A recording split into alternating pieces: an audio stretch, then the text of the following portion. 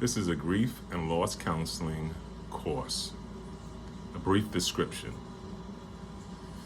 In this graduate level counselor's education course, students will explore the theoretical and experiential understanding of working with patients, their families, and caregivers who are dealing with bereavement, grief, and loss.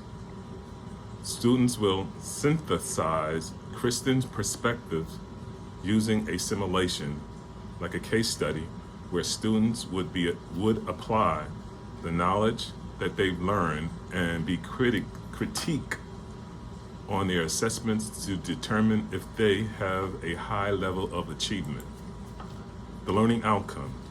Students will formulate a written account in response to a case study to see whether they are able to identify the stages of grief and explain the stages and relate variables to a potential client.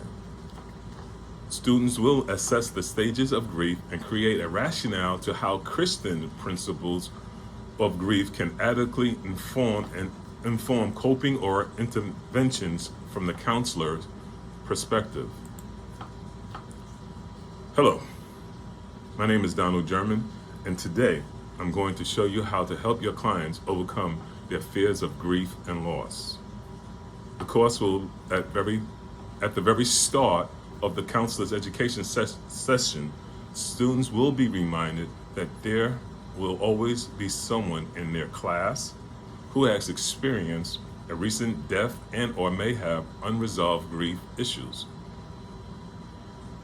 The initial moments of the lesson will include brief introductions of both instructor and students, their current occupation, working experience with clients who have experienced grief, bereavement, and loss, according to Severnick and McKenzie, 2011, who assert that in small classes, you might ask all members, including myself, to introduce themselves, tell where they are from, mention their field of concentration, and answer any questions the group has. The rationale, McKenzie and Slintz claim that one of the best ways of starting a discussion is to refer to a concrete or common experience through presentations of a demonstration, film, role play, short skirt, or a brief reading. The learning outcome linkage. Students would be asked to raise their hands in response to a series of questions with the options of participating or not. These questions might include whether they have lost a close friend or family member to death, how long ago this death was, how many are experiencing any anniversary of the death, and how many were taught in their previous educational program about the grief process. This strategy provides the starting point of assessing and evaluating their ability to identify and explain the stages of grief. Strategy 2, to address and assess the 5 stages of grief and how the Christian counselor can use these as a tool for healing. The execution, to synthesize the 5 principles of the stages of grief, which are denial. Denial is more often than not the first stage of the grief process. A person who is grieving and in denial is likely to disbelieve the loss has occurred and may carry on their daily routine as if nothing has happened to them for weeks or even months. The next stage is anger. Denial is often followed by intense anger. This anger may be directed at an external source, such as the person who died, family members or friends, or even a higher power. Or the anger may be directed inward, in which leads to feelings of self-loathing and guilt. A professional grief counselor, such as yourselves, can help someone at this stage of the grief process cope with their feelings and find constructive outlets for their anger. The next stage is bargaining. Once their anger subsides, people in grief may begin bargaining with a higher power or other parties in an attempt to turn back and undo loss. For example, if the loss is due to a separation or a divorce, the bargaining may involve calls to still be friends or give us one more chance. If the loss involves the death of someone close, bargaining is likely to involve promise to a higher power to reform one's life or perform some task in order to have their loved ones return. The next stage is depression. Depression is the first sign that the loss is starting to sink in. While the depression accommodates grief and can be mild or severe, it is often involved feelings of numbness, hopelessness, fear, uncertainty, and regret, as well as changes in sleep patterns and loss of appetite. Again, depression is a normal and necessary part of the grief process and should not be avoided. The final stage is acceptance. This is the final stage of the grieving process, and it is during this stage that many begin to accept the loss, incorporate it into their lives, and move forward. While depression and anger may still occur from time to time during the acceptance stage, clients become less frequent as they move forward, and grief counselors can help provide them the coping skills, that they need to help to support them and rebuild their lives. The rationale. The process of grieving often involves a good deal of anguish and can even cause extreme emotional distress. While the amount of time spent grieving varies greatly from one individual to another, depending on the nature of the loss, many people find it difficult to accept loss, incorporate it into their lives, and move forward again. This strategy will allow students to apply the 5 stages of grief from a Christian perspective using the Kubler-Ross and Kessler on grief and strategy principle. The third strategy, the students will simulate an individual who is going through a bereavement process. Note that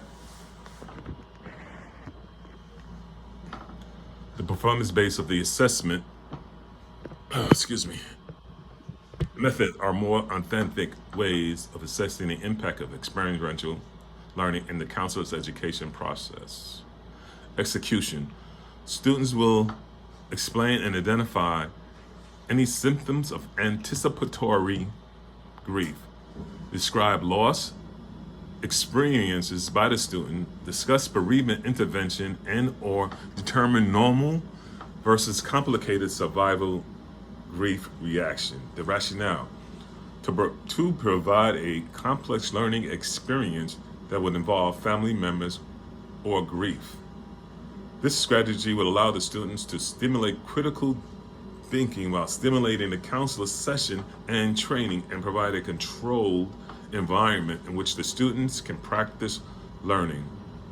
This strategy affords the students the opportunity to reflect on what has been discussed and provide insight, ask questions, and receive feedback.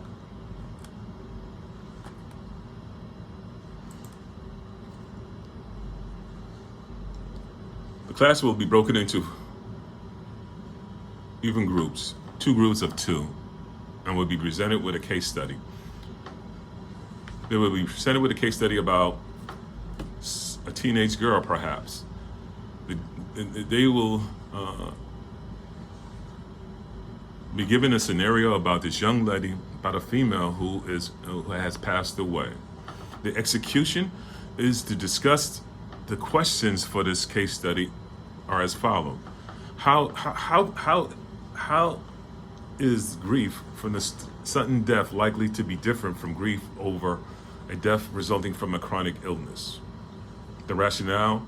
is because storytelling, testimonies, poetry, and pictures can also be used as an effective type of teaching methodology.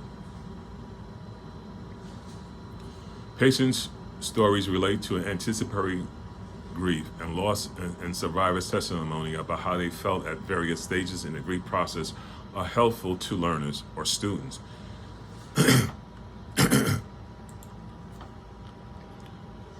Stories and testimonies can be delivered through readings and videos.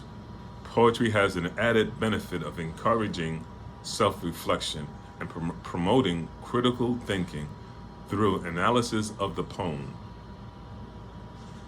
This teaching strategy is linked with the case study learning strategy and is effective in that it allows for students to work together in groups and is an effective way to address information learned and applied to real life problems situation.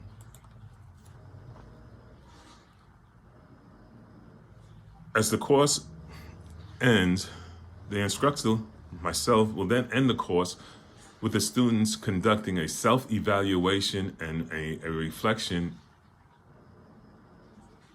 key aspect of the portfolio technique. The execution.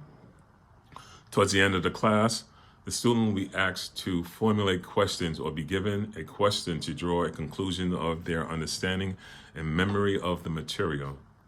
According to Sevenik and McKeach, who states that in the conclusion of the lecture, one has the opportunity to make up for lapse in the body of the lecture, encouraging students to formulate questions or ask questions oneself can facilitate understanding and memory. The rationale, by making the oral heading visible once again, by recapitulating major points, by proposing unanswered questions to be treated in the reading assignment or future lectures, and by creating an anticipation of the future, the lecture can help students.